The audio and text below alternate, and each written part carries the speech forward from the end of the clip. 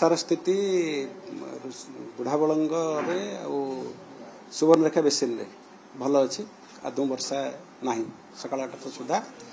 Subarnarekha basin रे वर्षा किछि ना बन्या स्थिति आमर बुढ़ाबलंग नदीर गोविंदपुर ठारे विपद संकेत 8.13 मीटर थिबा बेले वर्तमान जलस्तर 6.9 मीटर अच्छी जोटा कि फॉलिंग ट्रेंड अच्छी ठीक से सुवर्णरेखार राजघाट ठारे आमर जो विपद संकेत 10.36 वर्तमान 11.6 मीटर रे प्रवाहित हो वर्तमान स्टैटिक माने अच्छी स्थिर अच्छी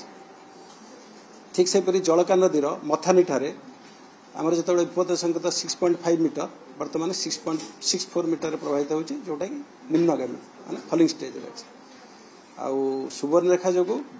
बालियापाल जलेश्वर आ भोगराई ये तीन ब्लॉक प्रभावित होती स्थिति उपर समीक्षा चली आमर सर्वोच्च यंत्री श्रीयुक्त डॉक्टर चंद्रशेखर पाढ़ी बालेश्वर थे रही स्थितिर समीक्षा कर वर्तमान जो सुवर्णरेखा जलस्तर बढ़ी डेंजर लेवल ऊपर अच्छी सेटा आगको कमिवार संभावना रहउछि ना वर्तमान जेहेतु स्थिर अच्छी कमिवो वर्षा ना आदौ वर्षा किसी ना पूर्णमी जो टिके निष्कासन रे प्रतिबंधक होची किंतु कमिवो नहीं आईएमडी रो प्रेडिक्शन अनुसार वर्षा किसी सेमती ना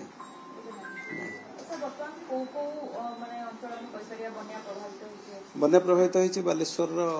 बालियापाल जलेश्वर भोगराई पानी कमिले स्थिति रे उन्नति आसो पानी टिके ठेलिक रही आज जेहेतु पूर्णमी आसंता काली जोर रे पानी छाड़िबो।